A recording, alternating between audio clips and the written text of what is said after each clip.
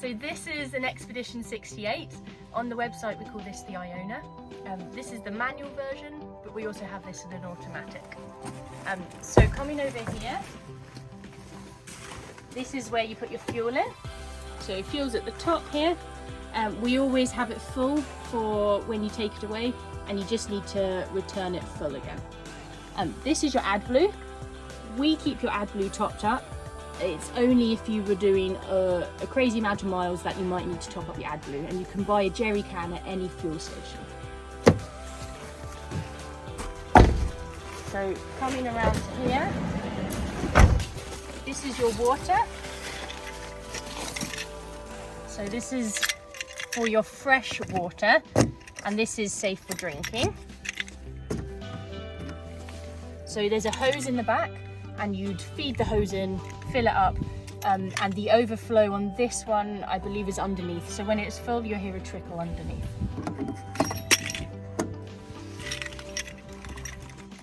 Just lock that back up again. Okay.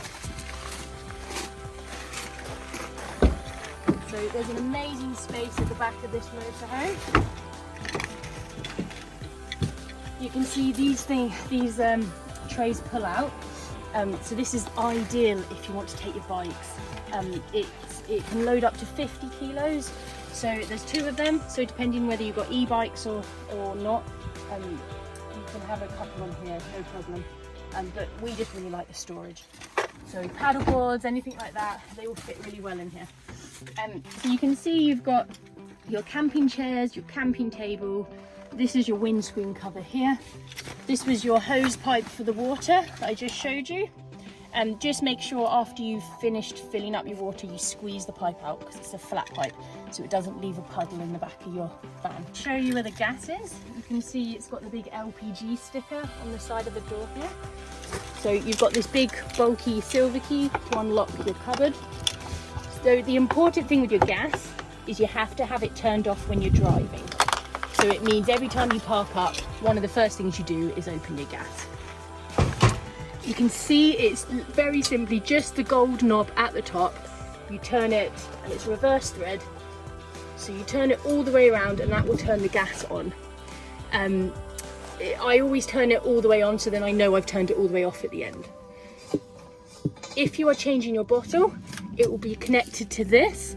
And again, it's very simply, you just follow the arrows for close and open, and then you unscrew it, make sure the bottle's off first, unscrew it, and then move it into the other bottle and screw it back up again. So that's your gas. This is your electric cable.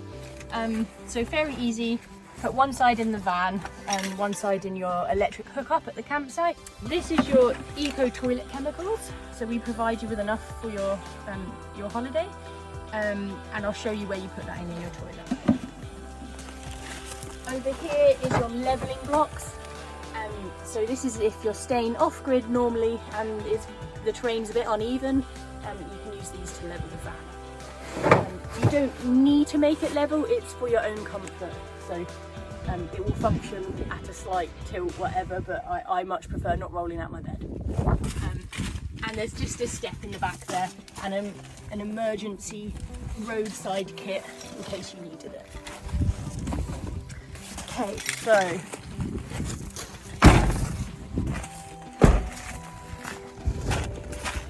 coming around here we have the toilet. So it's this little key for this one. Unlock there, push the buttons in. So this is your toilet cassette.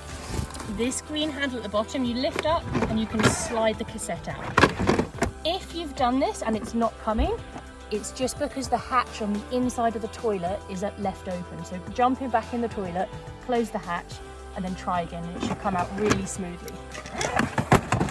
When you empty your toilet, you want to twizzle this out, unscrew the cap, and then just pour out.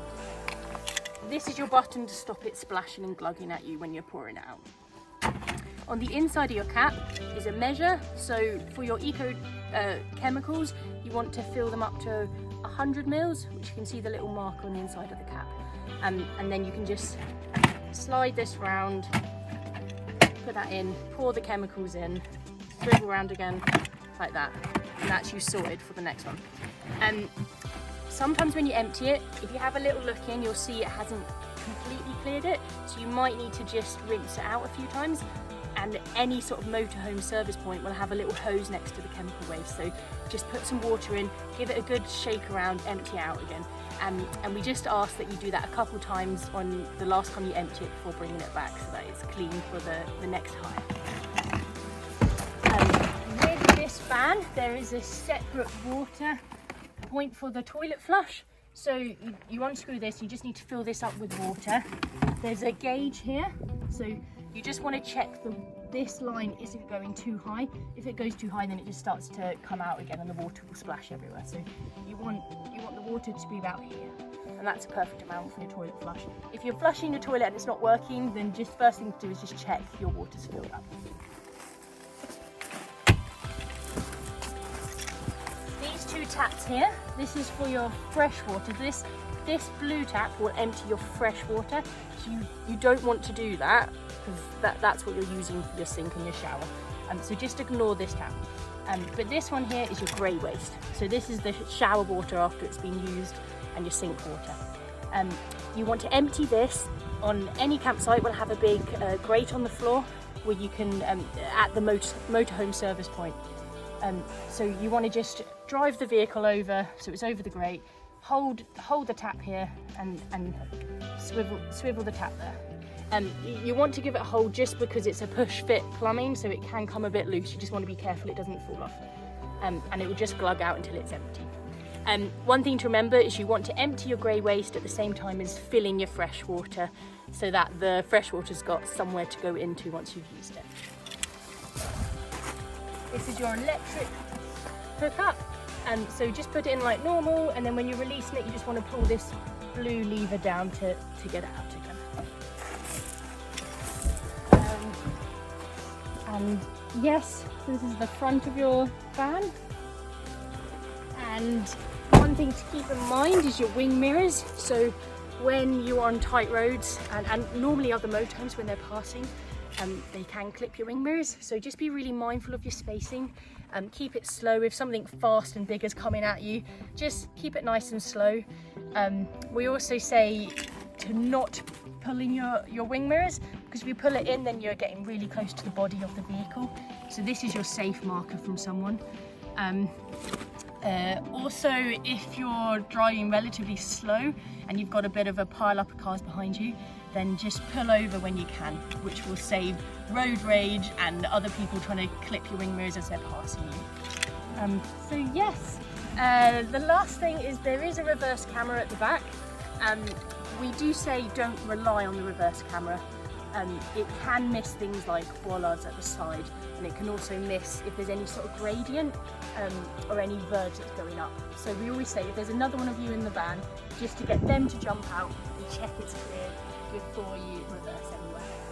So yeah, this is your outside of your motorhome. And this is the inside of the Expedition 68. So you've got the bed at the back here, which is a really good space, and lots of storage, shelves and cupboards up here. So coming this way, you've got your fridge. Now this fridge runs off the battery, so it runs off the 12-volt system, and you can have it on all the time. So once the power's on, you can check your levels here. I tend to find if you have it on level 5, then it will freeze your salads and whatnot, so it's better just to keep it on about 3. If you want any more information about the fridge, it will be in your manual. So it's a good size, and that's your little freezer at the top. All your cutlery and plates and cooking pots and pans and a whistle kettle and glasses will all be in the cupboard here. And there's a little cleaning kit and a USB hoover in there. The oven, the hob and the sink is very simply, you just turn the clicker. I haven't connected the gas to this one, so it's not showing, but you just hold the clicker and hold the knob in and then click it away, and it will light your hobs up. The same for the oven, very simply just click and turn. Now we do ask with this one if you have the grill on to keep the door open fully. That's because if you keep it at this level here, the heat tends to rise up and bubble the plastic here. So just keep the door fully open for the grill. For the oven, close it as normal. Now, if you want your water to work, you need to make sure you've got your water turned on. So this is your control panel. Firstly, you want to make sure the power button is on here. This button releases your lights inside the vehicle. This pressurizes the water pump, so now all your taps will work here. And if you just have a look at the sink down here, you can see that's your taps working now. Over here, this is just a little outside light, and these are your water levels. So your fresh water is sitting at 25%, your wastewater is 0. This water tank goes down in quarters, so even when it's full, if you use a little bit, it will quickly go down to 75%, and that's just because of where the sensors are in the tank. So don't worry, you will still have 90-something%. Also to keep in mind that it is quite easy to use up your water quickly in the vans. If you have the shower on full, you'll probably use up the water just over 10 minutes. So it's one of those things, if you're happy to refill, that's fine. If you want to save your water a bit, you have to do your quick showers and your quick hand washes and things like that. Through here is your leisure battery levels. So 13.5 volts, and it says charging. I'm not connected at the moment, which means it's getting a charge from the solar panel. If this drops to about 11.8, then you've nearly got a flat battery. So we always recommend, if it's down to 11.8, to start your engine up and just give it a bit of a charge. Okay, and then just lastly, this button here, this will change all of your settings for your leisure battery.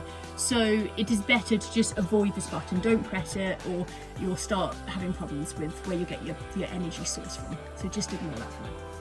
Okay, over here, if you wave your hand in front, you can see the heating and the hot water controls. For the heating, you just press the up button, and then you'd press gas or you'd press electric. We don't have hookup right now, so I can't press the electric, but the gas will start off blue and then the flame will slowly go orange as it starts to fire up. The heating is quite efficient, so within a few minutes you'll start to feel heat coming through. Just always remember to turn it off when you've finished using it, so to not trigger a fault code. The same on this one, so you would this is for off. You press one more time for eco and one time for full. Eco is what you want for washing your dishes, full is what you want for a shower. The difference with this one is you'll see the orange squares will slowly go up as it heats, so it can take between 20 to 30 minutes to heat up, so you can just keep an eye on that. If you've got it on the electric hookup, you want all three of those dots shining. The last thing to say is sometimes with these you can get an error message come up, and it will be because you've put it onto the gas or the electric, for example, and then you've disconnected the energy source before turning your hot water or your heating off. That will make a little red exclamation mark come up here, and if that happens, nothing will work until you clear it. So turn everything off, make sure it's all off, and then you want to hold this black semicircle in for about 5 seconds, and that should clear it, and then you can make sure your energy source is connected properly and start again. Lastly, we've got all the information you need inside this manual, so if you're unsure of something, have a good read of this, and it will explain what I've just explained. If you still don't understand something or there's something else happening, then just give us a call. We're more than happy to hear from you any time of the day. So yes, thank you for listening, and yeah, hope you enjoy your holiday.